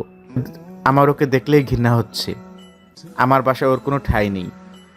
ও কোথায় থাকবে কি করবে ওর ইচ্ছা, আমি কিছু বলতে পারবো না। ওকে যেন আমি আমার চোখের সামনে না দেখি। কথাটা বলা শেষ হতেই স্বাধীন ওর মায়ের দিকে তাকায়, দেখে তার দিকে ছলো ছলো দৃষ্টিতে তাকিয়ে আছে। তারপর স্বাধীন সেখান থেকে সোজা তার রুমে চলে যায়। একটা ব্যাগ নিয়ে জামা কাপড় গোছাতে লাগে। ক্রেডিট কার্ডে অল্প পরিমাণ কিছু টাকা আছে। প্যান্টের পকেটে হাত দিয়ে দেখে অনেক টাকা আছে। সেখানে অল্প সংখ্যক কিছু টাকা আছে। এই দিয়ে 1-2 মাস কোনোভাবে কেটে যাবে। এতদিনের মধ্যে কোনো না কোনো ব্যবস্থা হয়ে যাবে, একটা জব পেয়ে যাবে। সে এই চিন্তা করছিল। চিন্তা করতে করতে ব্যাগপত্র গোছাচ্ছিল, ঠিক তখনই একটা ডায়েরি হাতে বাজে। সে ডায়েরিটা ওপেন করে দেখে ছোট্টবেলার লেখা ডায়েরি। একের পর এক পৃষ্ঠা উল্টে ডায়েরি পড়তে লাগে আর মিটিমিটি হাসতে লাগে। তখনই তার ছোট চাচুর কথা মনে পড়ে যায়। ছোটবেলা তার সঙ্গে অনেক খুনসুটিতে কাটতো স্বাধীনের। কারণটা না হয় গল্পের সাথে থাকলেই জানতে পারবেন, কিন্তু বড় একটা কারণেই তার ছোট চাচা বাসা থেকে চলে যায়। গল্পের সাথে থাকলে সবই বুঝতে পারবেন। তারপর ডায়েরিতে থাকা ফোন নাম্বারটা তার ফোনে তুলে নেয়। তারপর ডায়েরিটাও ব্যাগের এক কর্নারে রেখে দেয়। তারপর ওয়াশরুমে গিয়ে শাওয়ার নিতে লাগে। সৌরভের বাবা মারার ফলে স্বাধীনের শরীরে অনেকটা স্থানে কেটে গিয়েছিল, রক্ত বের হচ্ছিল সেই স্থানে। যখনই পানি লাগছে ঠিক তখনই যন্ত্রণা করছে। তার গোলাপি শার্টটা লাল রক্তে লাল হয়ে গেছে। তারপর শার্ট প্যান্ট খুলে অন্য পোশাক পরে ওয়াশরুম থেকে বেরিয়ে আসে। পেছন থেকে স্বাধীনের মা অনেক করে ডাকছিল তাকে, বাট স্বাধীন তার ডাকে কোনো পাত্তা দেয়নি। বাড়ি থেকে বের হওয়ার পর পেছন ফিরে এক পলক বাসাটা দেখে নেয় স্বাধীন। তারপর রাস্তা থেকে একটা রিক্সা নিয়ে সোজা বাস টার্মিনালে চলে আসে। তারপর ঢাকার উদ্দেশ্যে যাওয়া একটা বাসের টিকিট কেটে নেয় সে। তারপর কাউন্টারে থাকা সিটে গিয়ে বসে থাকে, বাসের জন্য অপেক্ষা করতে লাগে। একটু পর বাস চলে আসে। বাসে উঠে পড়ে। বাস চলছে তার আপন গতিতে। স্বাধীনের সেদিকে কোনো ভ্রুক্ষেপ নেই। শুধু ভেবেছে একটা মেয়ের জন্য কিভাবে তার সাজানো গোছানো জীবন নষ্ট হতে পারে। তখনই ফোনটা ভাইব্রেশন হতে লাগে। স্ক্রিনের উপর লেখা আছে মা। ফোনটা কেটে দিয়ে সুইচ অফ করে সিম কার্ড খুলে রেখে অন্য আরেকটা সিম কার্ড ঢুকিয়ে নেয়। তারপর ডায়েরিতে থাকা নাম্বারটাতে কল করে। কল করার পর কয়েকবার কল হওয়ার পর ফোনটা রিসিভ করে। হ্যালো, কে? স্বাধীন কি জবাব দিবে বুঝতে পারে না। স্বাধীনের ভাবনার মাঝে ওই পাশ থেকে পুনরায় বলতে লাগে, হ্যালো, কে? কথা বলছেন না কেন? সে যে ফোন রিসিভ করে হ্যালো হ্যালো বলছি, বাট সারা শব্দ পাচ্ছে না কেন? কথা না বললে ফোন রেখে দিলাম। তারপর স্বাধীন আমতা আমতা করে বলতে লাগে। চাচ্চু, চাচু ডাকটা শুনে স্বাধীনের চাচা বুঝে যায় যে স্বাধীন ডাক দিয়েছে। অনেকদিন পর চাচু ডাকটা শুনছে। তার মতো এমন মিষ্টি ভাবে আর কেউ ডাকতে পারে না। বাবা, তুই এতদিন পরে তোর চাচুর কথা মনে পড়লো। তুই ফোন করলি, তোর ফোনের অপেক্ষায় রয়েছি সে কত বছর ধরে। তোর ফোনের অপেক্ষায় রয়েছি সেই কত বছর ধরে। এত বছর পর আমার কথা মনে পড়লো। তা কি মনে করে মনে পড়লো? নিশ্চয় তোর কোনো সমস্যা হয়েছে। তারপর স্বাধীন তার চাচাকে ফোনের মধ্যেই শুরু থেকে শেষ পর্যন্ত বলে দেয়। স্বাধীনের কথা শুনে ওই পাশ থেকে স্বাধীনের চাচা বলতে লাগে, বাবা, তোর জীবনের উপর দিয়ে এত বড় ঝড় গিয়েছে, তুই সহ্য করলি কি করে? তোর জায়গায় যদি অন্য কোনো ছেলে থাকতো তাহলে নির্ঘাত সুইসাইড করতো। তুই এখন কোথায় আসিস? আমার বাসায় আয়। তুই আমার বাসায় থাকবি, খাবি, লেখাপড়া করবি। তুই আমার ছেলে না? বাসে উঠেছে গাবতলী পর্যন্ত যেতে পারবো, তারপরে তো আমি চিনি না। তুমি এসে না হয় আমাকে গাবতলী বাস টার্মিনাল থেকে নিয়ে যাও। আচ্ছা বাবা, তুই আগে গাবতলী বাস টার্মিনালে এসে আমাকে ফোন করিস। আমি তোর চাচিকে তোর পছন্দের খাবার রান্না করতে বলছি। তোর চাচি তোর কথার মাঝে মাঝে আমাকে বলতো, কিন্তু আমি তো তোর নাম্বার জানি না, তোর সঙ্গে কি করে কথা বলবো। সে যে 10 বছর আগে বাসা থেকে চলে এসেছিস, তাই আর কোনো কন্ট্যাক্ট হয়নি তোদের সঙ্গে। তারপর স্বাধীন তার চাচার সঙ্গে কথা বলতে বলতে অনেকটা সময় পার হয়ে যায়। তারপরেও ফোন রেখে দিয়ে বাসে বসে বাহিরের পরিবেশটা উপভোগ করতে লাগে। প্রায় 4 ঘন্টা পর গিয়ে ঢাকা গাবতলীর বাস টার্মিনালে পৌঁছায়। তারপর প্যান্টের পকেট থেকে ফোন বের করে তার চাচাকে ফোন করে। চাচা, আমি গাবতলী বাস টার্মিনালে এসে পৌঁছেছি। আপনি কোথায়? আমি একটা মসজিদের সামনে দাঁড়িয়ে আছি। বাবা, তুই একটু দাঁড়া, আমি এক্ষুনি তোকে নিয়ে আসছি। কথাটা বলে চাচা ফোন কেটে দেয়। ওই পাশ থেকে স্বাধীন সেখানে বসে থাকে অনেকক্ষণ ধরে। একটু পর একটা প্রাইভেট গাড়ি এসে স্বাধীনের সামনে ব্রেক করে। অনেকটা অবাক হয়ে যায়, শুনেছে এই ঢাকা শহরে অনেক ছিনতাইকারী, হাইজ্যাকার আছে। তখনই স্বাধীন প্রাইভেট কার থেকে একটু দূরে সরে যায়। একটু পর প্রাইভেট কার থেকে একটা লোক বের হয়ে এসে স্বাধীনকে ছড়িয়ে ধরে স্বাধীন ভ্যাবাচাকা খেয়ে যায়। মুখের দিকে তাকিয়ে স্বাধীন বলতে লাগে, তোমার এই অবস্থা আর তোমার শরীরের কি হাল করেছো? আর গাড়িটা কিসের? তুমি বাসা থেকে বের হয়েছিলে চাচিকে আর আপুকে নিয়ে। তোমাদের আর তো কোনো খোঁজ পাওয়া যায়নি। বাবা মা দাদা দাদি তোমার কত খোঁজ করেছে, বাট তোমাদের কোনো খোঁজই পাইনি। তার সঙ্গে আমি অনেক খুঁজেছি কিন্তু কোথাও পাইনি। জানো, বাবা মাঝে মাঝে তোমার বিষয় জানতে চায় আমার কাছে, কিন্তু আমি তো তোমার সম্পর্কে কিছু জানি না, তাই কিছু বলতেও পারি না বাবাকে। এইখানে দাঁড়িয়ে কথা বলবি নাকি বাসায় যাব? গাড়িতে উঠে বস। কথাটা বলা শেষ হলে স্বাধীন গাড়িতে উঠে বসে। তারপর স্বাধীনের চাচা পুনরায় গাড়ি স্টার্ট দিয়ে সামনের দিকে যেতে লাগে। শহরে এর আগে স্বাধীন কখনো আসেনি, শুধু নাম শুনেছে। আশেপাশে বড় বড় দালান। স্বাধীন প্রাইভেট কারে জানলা দিয়ে সেগুলো আহাম্মকের ন্যায় তাকিয়ে তাকিয়ে দেখছিল। স্বাধীনের তাকানো দেখে ওর চাচা মুচকি হেসে দেয় আর ভাবতে লাগে, আমিও তো একসময় শহরে নতুন এসেছিলাম, ঠিক ওর মতো আমিও শহরে বড় বড় দালান কোঠা এভাবে তাকিয়ে দেখতাম। তুই হারিয়ে গেল সে ভয়ঙ্কর অতীত। আনমনে ভাবতে ভাবতে ড্রাইভিং করছিল স্বাধীনের চাচা। একটু পরে এক আলিশান বাসার ভেতরে ঢুকে পড়ে স্বাধীন। বাড়িটা দেখে স্বাধীন অবাক হয়ে যায়। মুভিতে বড় বড় বাড়ি দেখেছে, ঠিক অমন বাড়ি। স্বাধীনের তাকিয়ে থাকা দেখে স্বাধীনের চাচা মুচকে হাসি দেয়। একটু পর মেইন দরজার সামনে গিয়ে গাড়িটা স্বাধীনের চাচা গাড়ি থেকে নেমে পড়ে। স্বাধীনের চাচা তার দেখা দেখি স্বাধীনও গাড়ি থেকে নেমে পড়ে। বাবা, এই তোর চাচার ছোট্ট একটা বাসা। তোর মা আর বাবা অনেক খোঁটা দিয়েছিল না তাদের বাড়িতে থাকি বলে। এখন দেখ, তাদের বাড়ি থেকে অনেক বড় বাড়িতে আমি থাকি। আর জানিস এই বাড়িটার মূল্য প্রায় 3 কোটি টাকা। তার চাচার কথা শুনে তার দিকে বড় বড় দৃষ্টিতে তাকিয়ে বলতে লাগে, বলো কি, তুমি এত টাকা কিভাবে জোগাড় করলে? নিশ্চয়ই চুরি চামারি ডাকাতি করে, তাই না? এসে তুই ফাজলামি শুরু করেছিস। তুই ছেলেবেলার অভ্যাস এখনও দেখছি তোর যায়নি, আমার সঙ্গে ফাজলামি করা। আর আমি চুরি চোরামি করতে যাব কেন? এইগুলো আমার অক্লান্ত পরিশ্রমের ফল।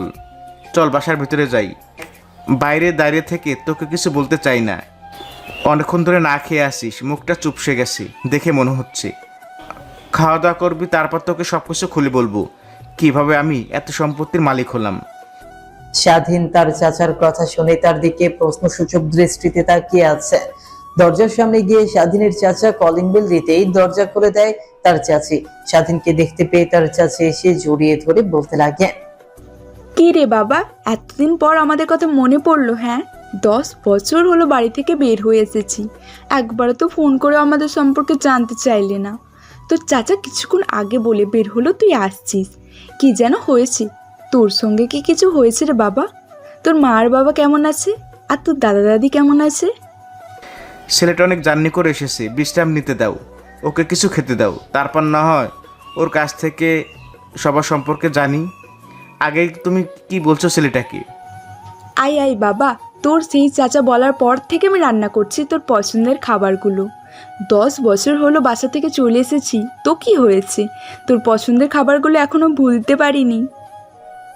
কথাটা বলেই স্বাধীনের চাচি তাকে ছেড়ে দেয়। তারপর স্বাধীনকে তার থাকার একটা রুম দেখিয়ে দেয় আর বলে, বাবা, আজকের পর থেকে তুই এই রুমটাইতে থাকবি। তোর রুমটা পছন্দ হয়েছে? পছন্দ বলতে আমি আমার জীবনে কখনো এত সুন্দর বন দেখিনি। অনেক অনেক পছন্দ হয়েছে আমার। ওইদিকে রুমটা আছে, যা গিয়ে তুই ফ্রেশ হয়ে আয়, ওইখানে তোর জন্য বসে অপেক্ষা করছি। স্বাধীন তার চাচার কথা শুনেই তার কাঁধে থাকা ব্যাগটা খাটের উপর রেখে ব্যাগের ভেতর থেকে জামা কাপড় বের করে স্বাধীন সোজা ওয়াশরুমে চলে যায়। তারপর ফ্রেশ হয়ে গোসল করে জামা কাপড় পরিবর্তন করে ওয়াশরুম থেকে বের হয়ে আসে। স্বাধীন তার চাচাকে দেখিয়ে এখনো খাটে বসে আছে। স্বাধীন তার চাচার কাছে এসে বলতে লাগে, চাচা চলো এখন বেঁচে যাই। চল রে বদমাইশ। চাচা, তুমি কিন্তু আমাকে আর বদমাইশ বলতে পারবে না।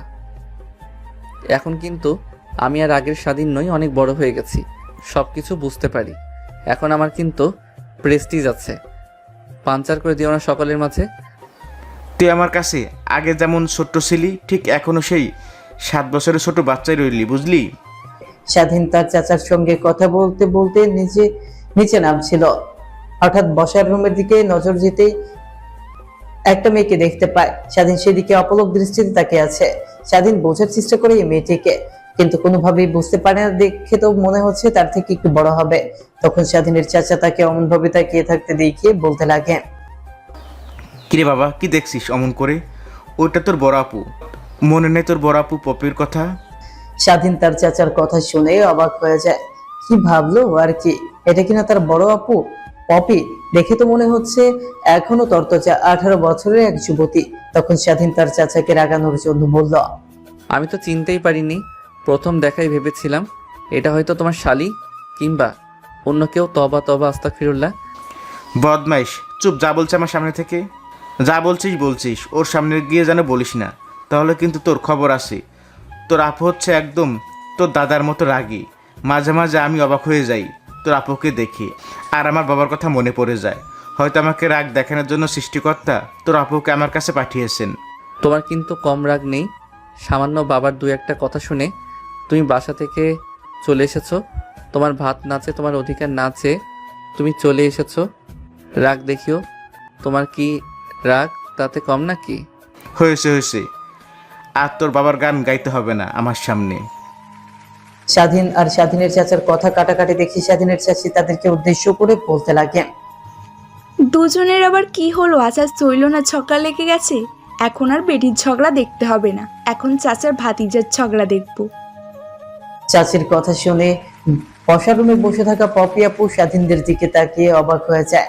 তারপর সেখান থেকে উঠে চাচার কাছে এসে চেয়ার টেনে খাবার টেবিলে বসে পড়ে। স্বাধীনের দিকে অবাক দৃষ্টিতে তাকিয়ে থাকে কিছুক্ষণ। হয়তো বোঝার চেষ্টা করে স্বাধীনকে চিনতে পারে কিনা, কিন্তু স্বাধীনকে চিনতে পারে না পপি। শেষমেশ তার বাবাকে উদ্দেশ্য করে পপি বলতে লাগে, বাবা, এই ছেলেটাকে এর আগে তো ওকে কখনো আমি দেখিনি এই বাসাতে। দেখবি কি করে? এতে আমার কেউ হয় না। রাস্তায় পড়েছিল তাই বাসায় নিয়ে এসেছি। অনেক ক্ষুধার্ত ছিল তাই খাবার খেতে দিয়েছি। স্বাধীন তার কথা শুনে তার দিকে রাগী দৃষ্টিতে তাকায়। স্বাধীনের চাচি পপিকে উদ্দেশ্য করে বলতে লাগে, মা, মনে আছে আজ থেকে 10 বছর আগে তোর চাচা চাচি দাদা দাদিকে ছেড়ে ঢাকায় চলে এসেছিলাম। তোর চাচার ছোট্ট একটা বাচ্চা ছিল যার নাম ছিল স্বাধীন, মনে আছে তোর? আমার মনে থাকবে না কেন? সেই দুষ্টু ছেলেটা যে প্রায় প্রায় আমার সঙ্গে মারামারি করে, আমাকে মেরে তোমাদের কাছে গিয়ে উল্টাপাল্টা বলতো, আমি যে তাকে মেরেছি, মনে থাকবে না কেন? হাড়ে হাড়ে মনে আছে। এটাই হচ্ছে তোর সেই হাড়ে হাড়ে থাকা বদমাস ছেলেটা স্বাধীন। চাচি, তুমিও আমাকে বদমাস বললে আমি থাকবো না, এখান থেকে চলে যাব। আরে বাবা, বলছো কেন তুমি আমাকে? আমি তো শুধু তোর মন রক্ষার জন্য বললাম। তুমি তো অনেক ভদ্র, ভালো একটা ছেলে। কে বলেছে তুমি বদমাইশ? তুমি ভদ্র একটা ছেলে, ভালো একটা ছেলে। যে বদমাইশ বলবে তার 14 গোষ্ঠী বদমাইশ। হয়েছে মা, আর তোমাকে ওকে নিয়ে বলতে হবে না। তা পিচ্ছি, প্রায় 10 বছর পর আমাদের কথা মনে পড়লো তোর? এতদিন একবারও তো আমাদের খোঁজ খবর নিলি না, তা হঠাৎ করে আজ আমার বাড়ি এসে উঠলি যে? মা, ও আজ থেকে আমাদের বাসায় থাকবে। তুই যে কলেজে পড়িস ওই কলেজে স্বাধীনকে ভর্তি করে দিব। আজ থেকেও ও আমাদের আরেকটা সন্তান। চাচা কথা বলছিল আর খাবার খাচ্ছিল। সেখানে অনেকটা আনন্দ ফুর্তির মধ্য দিয়ে খাবার খাওয়া শেষ করে বসার রুমে গিয়ে বসে সবার সঙ্গে আড্ডা দিচ্ছিল। কিছুক্ষণের জন্য স্বাধীন ভুলে গিয়েছিল যে স্বাধীন এখানে এসেছে।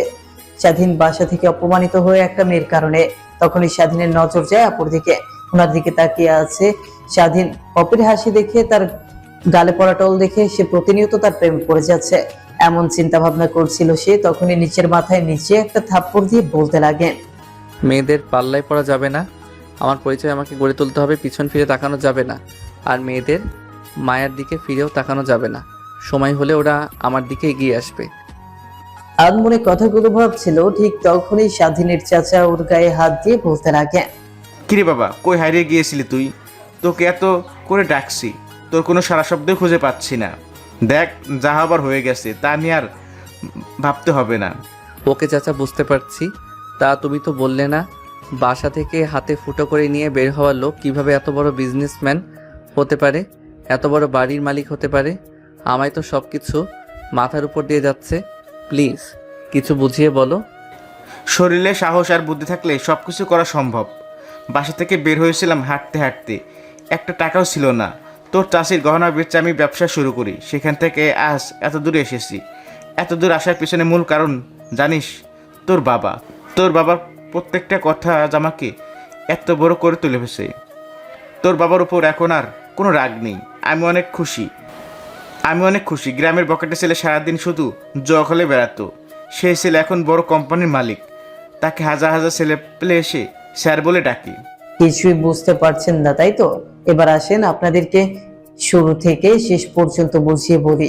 পপির বাবা অর্থাৎ স্বাধীনের চাচা চাচি আগে স্বাধীনের মা বাবার সঙ্গে থাকতো। তাদের একটা যৌথ ফ্যামিলি ছিল। স্বাধীনের চাচা স্বাধীনের চাচিকে জোর করে বিয়ে করে বাসায় নিয়ে পরে জানতে পারে তাদের দুজনের মধ্যে বহু বছরের রিলেশন ছিল। স্বাধীনের চাচির বিয়ের কথা হলে তখন স্বাধীনের চাচা জোর করে স্বাধীনের চাচিকে বিয়ে করে বাসায় নিয়ে আসে। তাকে সবাই বউ হিসেবে মেনে নেয়। তারপর স্বাধীনের চাচা পুরো গ্রামটা বখাটে ছেলের মতো ঘুরে বেড়াতো। স্বাধীনের দাদার পকেট থেকে টাকা চুরি করে সে টাকা দিয়ে জুয়া খেলতো। স্বাধীনের বাবা তাকে অনেকবার নিষেধ করেছে, কিন্তু তার কথা শুনে না। শেষমেশ স্বাধীনের বাবা রেগে গিয়ে তার চাচাকে অনেক কথা বলে ফেলে। স্বাধীনের চাচা ছিল অনেক রাগ, তাই রেগে স্বাধীনের চাচা চাচি আর পপিকে নিয়ে বাসা থেকে চলে আসে প্রায় 10 বছর আগে। এরপর আর কোনো খোঁজ পাওয়া যায় না। স্বাধীনের চাচা বাসা থেকে বের হয়ে আসার সময় স্বাধীনের ডায়েরিতে শুধু একটা নাম্বার লিখে দিয়ে আসছিল, যার দ্বারা স্বাধীন আজ এখানে এসে দাঁড়িয়েছে। বুঝতে পারছেন তো? আর বাকিটা গল্পের সাথে থাকেন, তাহলেই বুঝতে পারবেন ধীরে ধীরে। তারপর স্বাধীন তার চাচা সঙ্গে আড্ডা দিতে দিতে রাত অনেক গভীর হয়ে যায়। তারপর স্বাধীনকে দেখিয়ে দেওয়ার রুমে গিয়ে স্বাধীন শুয়ে পড়ে। তারপর ফোনটা অন করে দেখে অনেকগুলো মিসড কল মেসেজ, সবগুলো তার মা আর বন্ধুদের। স্বাধীন সেইগুলো কিছু দেখে না, ফোনটা রিস্টার্ট মেরে সিমটা খুলে ভেঙে ফেলে। কারো সঙ্গেই যোগাযোগ করতে চায় না স্বাধীন। যারা তাকে ভুল বুঝেছে, যারা এত বছর হলো তাকে দেখে শুনে এসেছে, সেই কিনা তারা তাকে ভুল বুঝেছে। স্বার্থপর বন্ধুদের সঙ্গে আর কোনো কথা বলতে চায় না সে। তারপর ফোনটা পুনরায় অন করে নতুন করে ফেসবুক মেসেঞ্জার সবকিছু খুলে তারপর ফোনটা পাশে রেখে স্বাধীন ঘুমিয়ে পড়ে। বর্তমান স্বাধীন কথাগুলো ভেবে চোখ বেয়ে পানি গড়িয়ে পড়তে লাগে। হাতের উল্টো পিঠ দিয়ে পানিগুলো মুছে স্বাধীন অন্য পাশ ফিরে ঘুমিয়ে পড়ে। এরপর পরের দিন সকালবেলা ঘুম ভেঙে যায় ফজর আজানের শব্দে। ঘুম থেকে উঠে ওয়াশরুমে গিয়ে ফ্রেশ হয়ে টুপি আর পাঞ্জাবি পরে সোজা মসজিদে চলে যায়। নামাজ পড়ে একটু হাঁটাহাঁটি করে সে আবার বাসায় চলে আসে। দরজায় কলিং বেল দিলে প্রায় অনেকক্ষণ পরে সে পপি আপু দরজা খুলে দেয়। স্বাধীনকে দেখতে পেয়ে পপি বলতে লাগে, ঢং দেখে আর বাঁচি না। কে বলবে এই ছেলেটার মধ্যে লুকিয়ে আছে ভয়ঙ্কর একটা চেহারা, যার লো হয়ে শুধু মেয়েদের দেহ আর লালসা। দেখো আপু, তোমাকে কে বা কারা কি দেখেছো, কার সঙ্গে মিশেছে, কি দেখছো আমি নিজেও জানি না।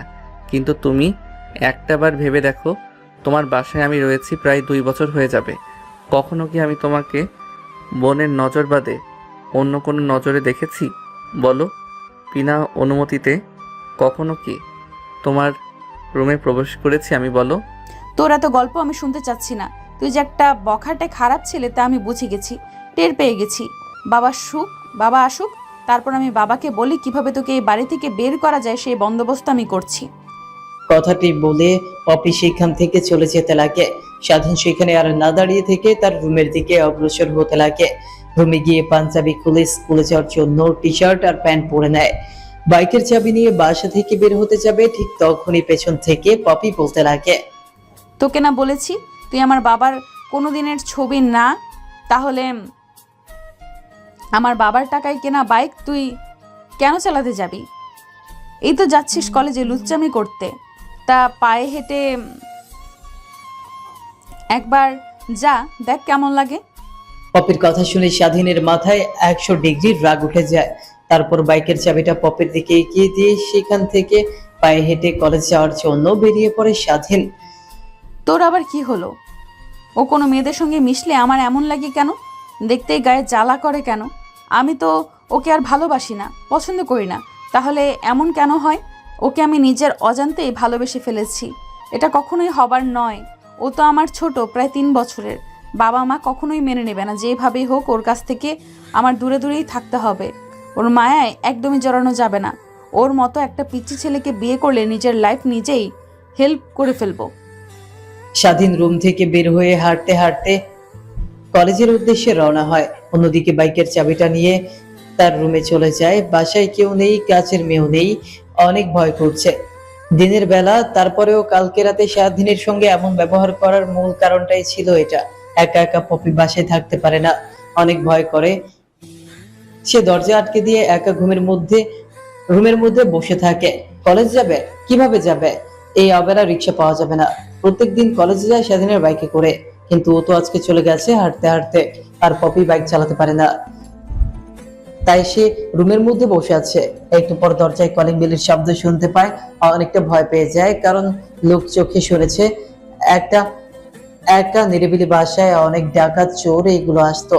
কিন্তু তার বাসায় ডাকাত আসবে কি করে? বাইরে তো দারোয়ান আছে।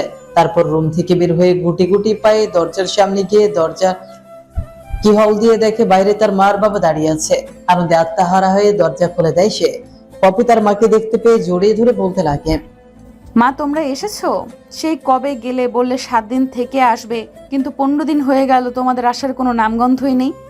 আরে মাম বলিস না, স্বাধীনের মার বাবা আমাদেরকে আসতে বললো এখানে থেকে যেতে তোকে, আর সারাদিন কে যেন গ্রামের ভালো একটা কলেজে ভর্তি করিয়ে দিই। কিন্তু আমরা বলি না, শহরে থেকে লেখাপড়া করছে, তাদের জীবন তারা ভালোভাবে করিয়ে নেবে, তাই আমরা চলে এসেছি। আর হ্যাঁ, একটা কথা, স্বাধীন যেন কোনোভাবে বুঝতে না পারি আমরা গিয়েছিলাম গ্রামের বাড়িতে। জানিস মা, স্বাধীনের মার বাবা অনেক চিন্তিত হয়েছিল ছেলেটা কোথায় গেল তা নিয়ে। ফোন রিসিভ করে, ফোনেও পায় না, তাই অনেক চিন্তা হয়েছিল। আমাদেরকে দেখে অনেকটা খুশি হয়, নিমিষেই কান্না করে, আমাদের সঙ্গে কথা বলতে লাগে। তারপর আমরা স্বাধীনের কথা তাদেরকে বলে অনেক খুশি হয়। মা ভেতরে আসো, অনেক জার্নি করে এসেছো, আমি তোমাদের জন্য শরবত বানিয়ে নিয়ে আসছি। পপির মা, আমি কি কানে ভুল শুনলাম? আমার পপি তাও আবার কিচেন রুমে যাবে আমাদের জন্য শরবত বানানোর জন্য? তা মা, বাড়িতে সব কাজের মেয়ে কই গেছে? কাউকে তো দেখতে পাচ্ছি না। আর স্বাধীন কই? ওকে তো দেখতে পাচ্ছি না। আমাদের কথোপকথন শুনলে তো রুম থেকে দৌড়ে চলে আসে, তা আজকে তো দেখছি না। হ্যাঁ বাবা, এই অল্প দিনে অনেক কিছু শিখে গেছি। আর কাজের মেয়েরা সবাই বাসায় চলে গেছে, আমাকে ছুটি চাইছে। আমি তাদেরকে আর মানা করতে পারিনি, ছুটি দিয়ে দিয়েছি। আর তোমার গুণবতী ভাসতে যে ভার্সিটিতে গেছে, আমি কত করে বললাম আমাকে নিয়ে যাক, কিন্তু নিয়ে যায় নাই। তার যেন কি কাজ আছে, বোধহয় গার্লফ্রেন্ডের সাথে ডেট আছে, তাই আমাকে নিয়ে যায়নি। যদি আমি কাবাব মে হাড্ডি হই তার জন্য। কি হয়েছে রে মা, তুই স্বাধীনের উপরে এত রেগে আসিস কেন? আর আমি ভালো করে জানি আমার ভাস্তের কোনো গার্লফ্রেন্ড নেই। আর অসম্ভব গার্লফ্রেন্ড হতেও পারে না, কারণ থেমে গেল কেন? কারণ কি বলো? অনেক জার্নি করে এসেছি, ভালো লাগছে না। আমার একটু রেস্ট নিতে হবে মা। থাক, পরে না হয় তোদের সঙ্গে আড্ডা দেবো। স্বাধীন আগে কলেজ থেকে আসুক। কথাটা বলে স্বাধীনের চাচা সেখান থেকে উঠে তার রুমে চলে যায়। অন্যদিকে পপি ভাবতে লাগে কি এমন বিষয় যার জন্য বাবা শিওর দিচ্ছে স্বাধীনের কোনো গার্লফ্রেন্ড নেই। আবার বলতে গিয়েও বললো না, থেমে গেল, জিজ্ঞেস করলো, কিন্তু পাশ কাটিয়ে চলে গেল। কথাগুলোর মধ্যে সে নির্ঘাত রহস্যের ঘ্রাণ পাচ্ছে। পপিকে যেভাবেই হোক বের করতে হবে। কথাগুলো আনমনে ভাবছিল পপি। ঠিক তখনই পপির ফোনে টুং করে একটা শব্দ হয়ে ওঠে। ফোনটা হাতে নিয়ে লক খুলে মেসেঞ্জারে গিয়ে দেখে স্বাধীন একটা মেয়ের কাঁধে মাথা দিয়ে রয়েছে। ভিডিওটা দেখে পপির মাথায় 100 ডিগ্রি রাগ উঠে যায়। কি করবে সে নিজেও বুঝতে পারে না। আনমনে ভাবতে লাগে, পিচ্ছি, তোকে যে আমি কি করব? আমি তোকে কতটা ভালোবাসি জানি, কখনো বলতে পারবো না। তোর পাশে কাউকে সহ্য করতে পারবো না।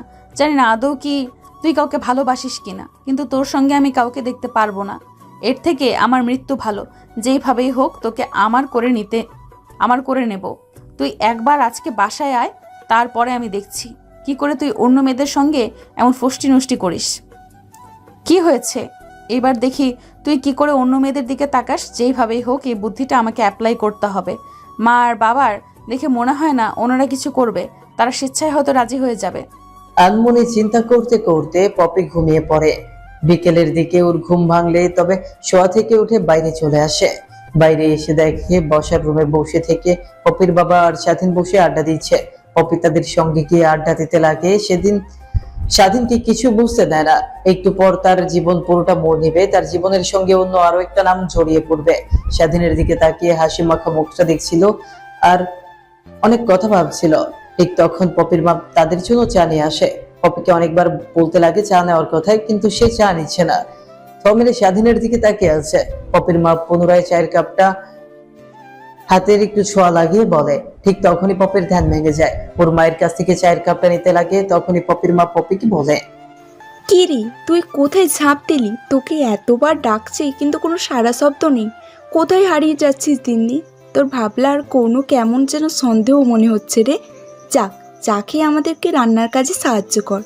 কাজের মেয়েদেরকে ফোন করেছিলাম, ওরা সবাই কালকে আসবে। আজকে আসতে পারবে না। আমাদের কত কিছু একটা খেতে হবে। তোর বাবা বাইরের খাবার একদম পছন্দ করে না, তুই জানিসই তো।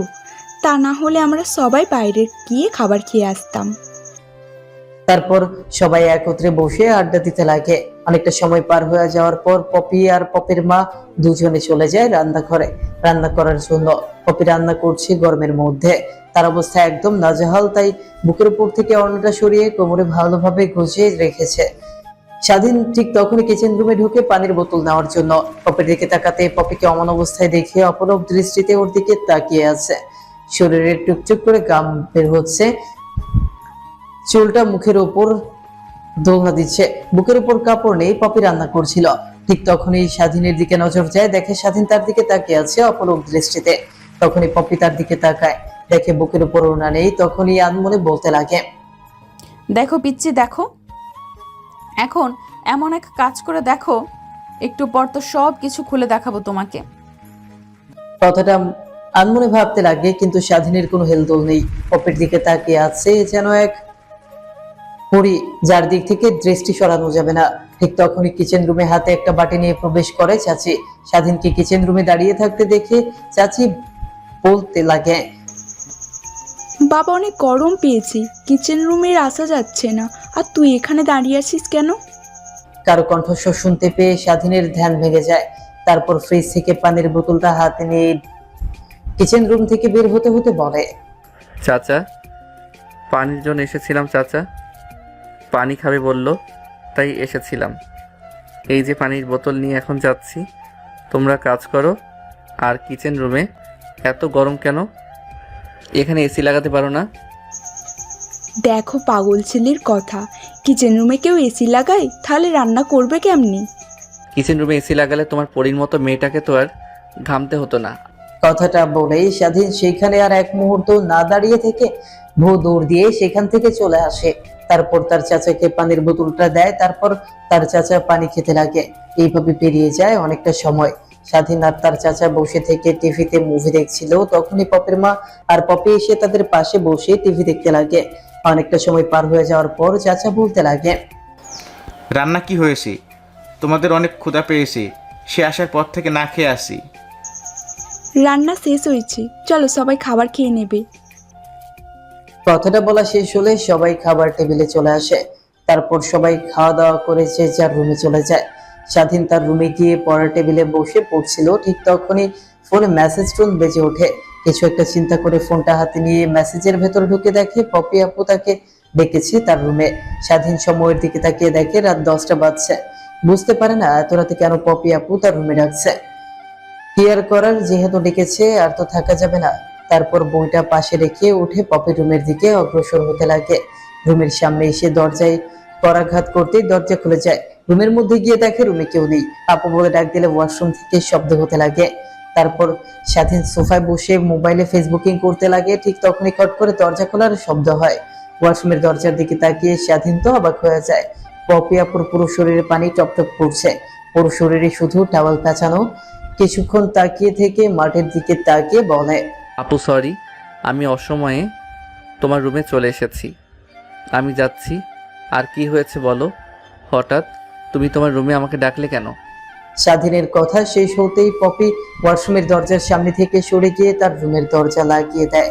স্বাধীন বড় বড় দৃষ্টিতে পপি আপুর দিকে তাকায় আর বলে, আপু কি করছো তুমি? দরজা লাগিয়ে দিচ্ছ কেন আমাকে? আর তোমাকে যদি এক রুমে তোমাকে এই অবস্থায় দেখে তাহলে চাচা চাচির আমাদের দুজনকে ভুল বুঝতে পারবে। তুমি তো এটাই চাচ্ছিলে, আমাকে আর তোকে ভুল বুঝে আমাদের দুজনকে বিয়ে দিয়ে দিক। কি বলছো এগুলো তুমি আপু? ভেবেচিন্তে বলছো? তোমার কি মাথাটা পুরোটাই গেছে? চুপ, একদম চুপ। এখন আমি যা করি তুই শুধু দেখে যা, আর একটাও কথা বলবি না। কথাটা বলে পপি ওয়ার্ড্রোব থেকে একটা 3 পিস পরে নেয়। তারপর আয়নার সামনে গিয়ে চুলগুলো এলোমেলো করে ফেলে। স্বাধীন সেদিকে না তাকিয়ে মাটির দিকে তাকিয়ে আছে। তারপর 3 পিসটার অনেকটা অংশ স্বেচ্ছায় ছিঁড়তে লাগে। হঠাৎ কাপড় ছিঁড়ার শব্দ পেয়ে স্বাধীন মাটির দিক থেকে দৃষ্টি সরিয়ে পপির দিকে তাকিয়ে দেখে তার শরীরে 3 পিসের অনেক জায়গায় বড় বড় করে ছেঁড়া। স্বাধীন কিছু একটা ইঙ্গিত বুঝতে পারে যে রুম থেকে বের হতে যাবে। ঠিক তখনই পপি দৌড়ে গিয়ে স্বাধীনকে জড়িয়ে ধরে খাটে পড়ে যায়। তারপর চিৎকার দিতে লাগে, প্লিজ আমাকে এর হাত থেকে বাঁচাও বাবা, প্লিজ আমাকে বাঁচাও। স্বাধীন আমাকে শেষ করে ফেললো, নষ্ট করে ফেললো। আমি এই মুখ সমাজে দেখাতে পারবো না বাবা, প্লিজ আমাকে বাঁচাও প্লিজ। পপির বাবার মা তাদের রুমে শুয়েছিল। হঠাৎ মেয়ের এমন চিৎকার চেঁচামেচির শব্দ শুনতে পেয়ে পপির বাবার রুম থেকে তাড়াতাড়ি পপির রুমের সামনে চলে আসে। দরজায় বারবার করে কড়া নাড়তে লাগে, কিন্তু ওই পাশ থেকে তো পপি দরজা আটকে দিয়েছে। তারপর পপির বাবা তার রুমে চলে যায়। ডুপ্লিকেট চাবি নিয়ে এসে দরজা খুলে দেখে স্বাধীন পপিকে একই বিছানায় জড়াজড়ি করে শুয়ে আছে। পপির বাবা রুমে ঢুকতেই পপি স্বাধীনকে ছেড়ে দেয়। তারপর ওর মা কাছে গিয়ে জড়িয়ে ধরে কান্না করতে লাগে। অন্যদিকে পপির বাবা স্বাধীন কাছে গিয়ে ঠাস ঠাস করে 2টা থাপ্পড় লাগিয়ে দিয়ে বলে, কি করতে নিয়েছিলি তুই? তোর ওইটা বড় আপু হয়, তো সাহস কি করে হয়? দুধ কলা দিয়ে কালসাপ বাড়িতে পুষেছি। তুই তাহলে ওই দিন তোর বন্ধুর বোনকে, তাহা না হলে তোকে সবাই ভুল বুঝে বাড়ি থেকে তাড়িয়ে দিত না। আমারই ভুল হয়েছে তোকে এখানে আশ্রয় দিতে। তোর মতো ছোট লোককে আশ্রয় দিয়ে আমি ভুল করেছি। পপি তার বাবার কথা শুনে অবাক হয়ে যায়। কি বলছি এগুলো? তাহলে স্বাধীন তার বন্ধুর বোনকে ধর্ষিতা অপবাদে ওদের বাসায় এসে আশ্রয় নিয়েছিল। এই বিষয়ে স্বাধীনের কাছ থেকে তো জানতে হবে। তখনই পপির বাবা পুনরায় বলতে লাগে, আমার মেয়েকে রেপ করতে চেয়েছিলি না তুই? তার শাস্তি তো এটাই হবে। তুই তোর পরিবারের কাছ থেকে দূরে থাকবি। তোকে পুলিশে দিতে চেয়েছিলাম, কিন্তু রক্ত তো আমার। তার যতটুকু লেখাপড়া করেছিস কিছু একটা করে খেতে পারবি। তুই এখনই আমার বাসা থেকে চলে যাবি। তখনই পপি তার আসল অভিনয় শুরু করে। তার মার কাছ থেকে সরে গিয়ে তার বাবার কাছে গিয়ে পা জড়িয়ে ধরে বলতে লাগে, বাবা তুমি ওকে বাসা থেকে তাড়িয়ে দিও না। এর থেকে তুমি একটা কাজ করো, ওর সঙ্গে আমাকে বিয়ে দিয়ে দাও। এই বিষয়গুলো যদি বাইরে জানাজানি হয়ে যায় তাহলে আমাদের মান সম্মান ধুলোয় লুটিয়ে যাবে। এর থেকে মান সম্মান বাঁচাবে, আমাকে ওর সঙ্গে বিয়ে দিয়ে দাও। আমি ওকে এমন শাস্তি দিব, আমার সঙ্গে খারাপ কাজ করতে নিছিল তাই না, ওর সেই স্বাদ মিটে যাবে। মা কি বলছিস এগুলো? তুই ওর মতো ছোট লোকের সঙ্গে তুই বিয়ে করবি মানে? তোর আগামী জীবন কেমনভাবে কাটবে তোর চরিত্রহীন একটা ছেলের সাথে? আমি ওকে ধীরে ধীরে ঠিক করে ফেলবো। তুমি একটা কাজ করো, কাজীকে ফোন করে আসতে বলো, আমি ওকে বিয়ে করব। যদি ও আমাকে বিয়ে না করে কিংবা তোমরা ওকে আমার সঙ্গে বিয়ে না দাও, আমি এই মুখ কাউকে দেখাবো না। আমি সুইসাইড করব। আর এই দেহটা যে একবার স্পর্শ করেছে তারই বহন করতে হবে। আচ্ছা মা, থাম থাম, আমি তোকে ওর সঙ্গে বিয়ে দেব। আমি কাজীকে ফোন করে আসতে বলছি। তুই তো রুমে যা, ভালো একটা শাড়ি পরে আয়। তারপর স্বাধীনের চাচা স্বাধীনের হাত ধরে সেখান থেকে টানতে টানতে বসার রুমে চলে আসে।